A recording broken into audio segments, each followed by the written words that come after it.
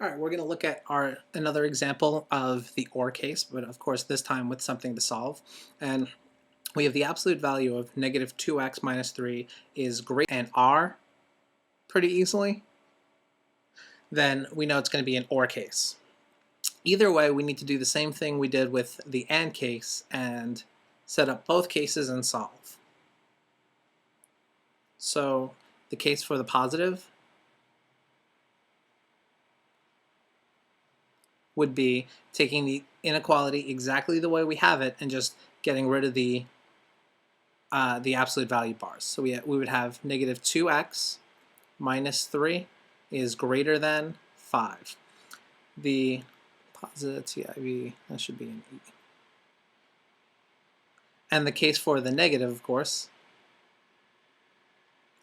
being we'll get rid of the absolute value bars, so we'll write negative 2x minus 3, but we're going to switch the symbol from greater than to less than and make the 5 a negative 5.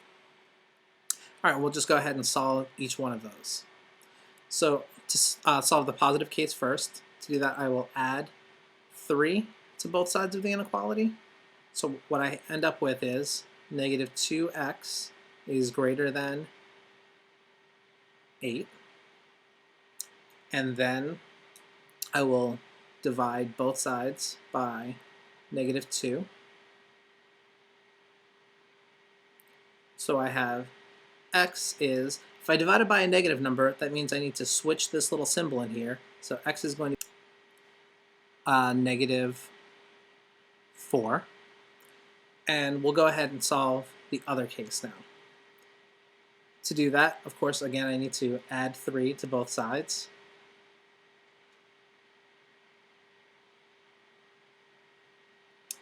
When I do that, I will bring down negative 2x is less than negative 5 plus 3 is going to give me negative 2. And then finally, to solve, I need to divide both sides by negative 2.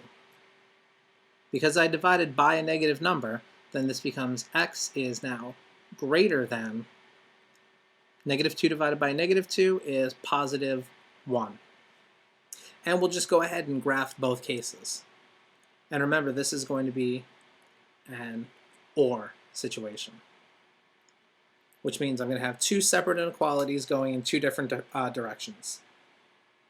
So if x is less than negative 4, then what I'm going to do is graph an open circle at negative 4 and point my arrow towards numbers less than that. And the other case is x is greater than positive 1. So again, I'm going to put an open circle at positive 1 and then draw arrows extending to everything greater than positive 1. And that is the graph of my inequality. And I can also rewrite this inequality, and I will up top, let's say in, is that bubblegum pink? Let's call it bubblegum pink. X is less than negative 4, or x is greater than positive 1. And that is it.